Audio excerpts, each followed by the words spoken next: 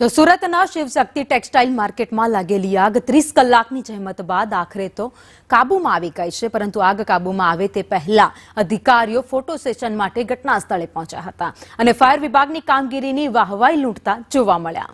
તો બીજી તરફ સુરતની આગના ધૂળા છેક ગાંધીનગર સુધી પણ દેખાયા છે. મુખ્યમંત્રી ભૂપેન્દ્ર પટેલે સમગ્ર ઘટનાનો રિપોર્ટ માંગ્યો તો વેપારીઓને રાહતની માંગ સામે મંત્રી આશ્વાસન પણ આપ્યું હતું. બે અલગ અલગ દ્રશ્યો ટીવી સ્ક્રીન પર આપને બતાવી રહ્યા છે, જ્યાં સુરતમાં શિવશક્તિ જે માર્કેટ આવેલું છે, કાપડ માર્કેટ આવેલું છે, ત્યાં ભીષણ આગ લાગી છે. આગ લાગ્યા અને 30 કલાક જેટલો સમય થઈ ગયો, જો કે હમણાં જ મંત્રીએ કહ્યું કે આગ હવે 90% જેટલી કાબૂમાં આવી ગઈ છે.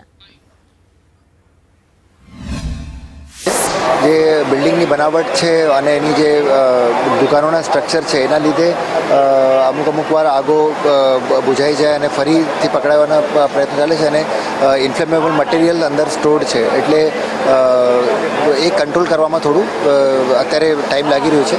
અત્યારે અમારું બધું જ ફોકસ જે છે એ આગ બુઝાવવા ઉપર છે અને ઓછામાં ઓછું નુકસાન કેવી રીતે થાય એના ઉપર આપણે ફોકસ કરી રહ્યા છીએ. બાકી બધી વસ્તુ જે છે પછી ફાયર ફાઇટર્સ ઓર્ગેનાઇઝ કરવામાં આવ્યા છે.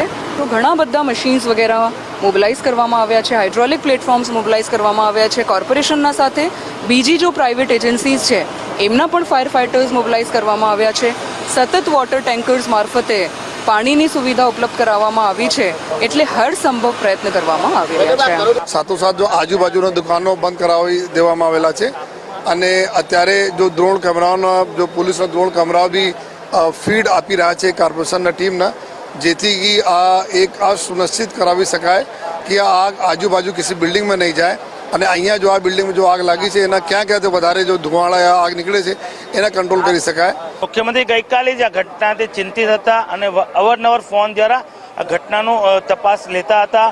અમારા CR પાટીલ સાહેબ અને રાજ્યના ગૃહમંત્રી પણ આખી રાત કલાક 2 કલાકે ફોન કરતા હતા કે ક્યાં પહોંચ્યું છે, કઈ અમે વધારે શું તંત્રની હેલ્પ કરી શકે તે માટે સતત ચિંતા વ્યક્ત કરતા. એક બિલ્ડિંગથી બીજા બિલ્ડિંગ સુધી આગ ન પ્રસરે એના માટેનું ફાયર તંત્ર કામગીરી કરી રહ્યું છે. પોલીસ કમિશનર, મ્યુનિસિપલ કમિશનર અને કલેક્ટર તમામ ત્યાં સ્થળ ઉપર હમણાં પણ ત્યાં જ હતા અને એના બેસ્ટ વધારા નવી ટેકનોલોજીથી જે કંઈ કરવાનું થાય એ પ્રમાણે આગ બુઝાવવાનો સરકારના અને SMCનો પ્રયાસ શરૂ છે.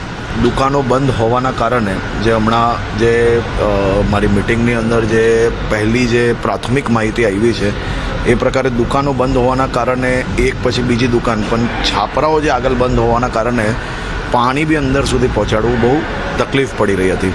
પરંતુ આપ જોઈ શકો છો કે છેલ્લા 24 કલાકથી આપણી ફાયરની ટીમ બી ત્યાં ને ત્યાં જ છે અને બધા જ અધિકારીઓથી લઈને ચૂંટાયેલા પ્રતિનિધિ, મેયરથી લઈને સ્ટેન્ડિંગ ચેરમેન, બધા જ લોકો ત્યાં ને ત્યાં જ હાજર જ છે.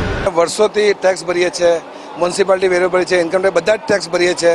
આજે અમારે તકલીફ પડી છે, તમે સરકારથી ગમે તે રીતે કોઈને લોનમાં છે તો લોનમાં રાહત આપે, વ્યાજમાં રાહત આપે, માર્કેટ ડેવલપમેન્ટ કરીને આપે, ગમે તે રીતે જે રીતે सरकार ने योग्य लगे इस तरह हमारी सहायता करे. सरकार से हम कहेंगे कि हमारी जो इंश्योरेंस की जो कंपनियां हैं, हमारी जो इंश्योरेंस है, उनसे प्रेशर या कहा जाए कि जल्दी से जल्दी हमारे इंश्योरेंस को पकाया जाए, जिससे हमें आर्थिक सहायता मिले. દરેક રાજ્યમાંથી વેપાર ધંધા કરવા માટે લોકો અહીંયા આવે, તમામની ચિંતા સરકાર કરી રહી છે. સરકાર સંપૂર્ણપણે વેપારીઓ સાથે સંપૂર્ણપણે સહકારમાં રહેશે અને જે કંઈ બનતી મદદ થશે સરકાર